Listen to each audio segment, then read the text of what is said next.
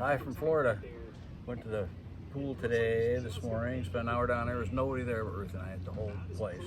Had the whole place to ourselves.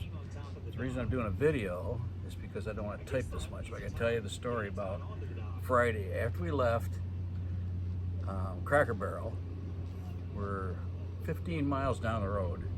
And if you've ever wondered what would happen if your tow vehicle tow bar broke and came unhooked from your motorhome, I can tell you.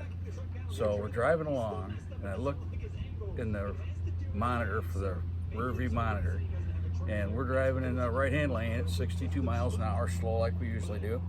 And I look, and the Bronco is over the white line on the right-hand side of the highway. We're on I-75 headed south.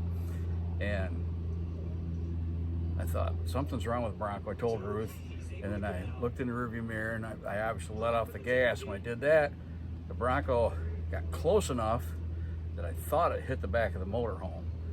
It kind of went out of the picture a little bit, and then I got back on the gas a little bit. We got off the side of the road, and I kept going fast enough that the Bronco friction would slow it down. I forgot I had a brake on there. I could have just hit the brake and stopped it, but anyway, we got it to a stop. We got off the side of the road, and I got out and looked. Let me show you what we found here. So right here's the tow bar, and this thing right here broke or came unthreaded out of that side. And the tow bar, I'll send you pictures here in a little bit, but the tow bar was just hanging from the front of the Bronco, and the rest of it was still hooked to the motorhome. And so I thought, well, here we are with the Bronco we can drive, the motorhome we can drive, but Ruth doesn't drive. But luckily we were close enough. We were probably a quarter of a mile from our rest area. I don't know how that happened. We were just lucky. And so I unhooked the Bronco. I drove the motorhome. Ruth drove the Bronco a quarter of a mile to that rest area. We pulled in there, and I looked for the nearest Camping World, thinking I'd buy a tow bar. And the nearest one was Lake City, where we just come from. So we drove back up there, drove down the highway, did the U-turn, went back up there. And of course, they don't stock tow bars. And so I called, I had that guy called around a couple places for me. He couldn't find anybody that had one. He tried the place in Gainesville, and he says, well, that's the end of the things I can try. So I called Blue Ox, told them the situation, and they said to try Blue Compass RV in Jacksonville. So I called that place.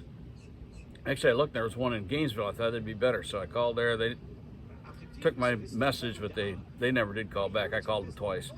So we called the one in Jacksonville, and he said that he didn't have one, but he was going to look around. And then he came back to the phone, and he said, nope, I do have one. It's a 10,000-pound Blue Ox. Mine buying, just what I wanted to upgrade to anyway. So he says he's 2 hours away, and by now it's noon. I'm thinking 2 hours, that'd be get back, it'd be 4 o'clock, 3 hours to where we need to go that night, so we'd be here after dark, which is no big deal. But anyway, so we jump in the truck, go 2 hours to Jacksonville, got to see the Jacksonville Jaguar football stadium, and we came back, went to put it on, and I don't have a crescent wrench with me. And I can't get the nuts off the lock for the trailer hitch. So I see this burly old Harley guy, and I go, he's got a motorhome with a trailer, covered trailer. And I go over there, and he's stepping inside of it, and he's got a Harley in there. I asked him if he's got a crescent wrench I could borrow. He said, yep. So he gets his toolbox out, and he digs all through there, and he ends up with a crescent wrench about 4.5 or 5 inches long. And I tighten these things down as tight as I can get them at home. So I'm thinking, I'm never going to get him loose. But I tried it, and I did get him loose, gave him his crescent wrench back. We got the new tow bar on, got everything back together, and made it to our campsite about 8:30 that night. We thought we'd be here, time to go swimming on that day, but we got here by 8:30. So when those things come unhooked, those cables actually hold everything together. And I got to show you the front of the Bronco. I originally thought it hit the motorhome, but now I don't think it did, because I think these marks that are on the front of the Bronco are just that ugly gray, like anti-seize compound that comes on this tow bar. So, Todd, You know, you said you might want to get a tow bar and tow your Ranger. I got a tow bar I'll sell you cheap. So don't buy one until I get home, and I'll see if I can fix you up.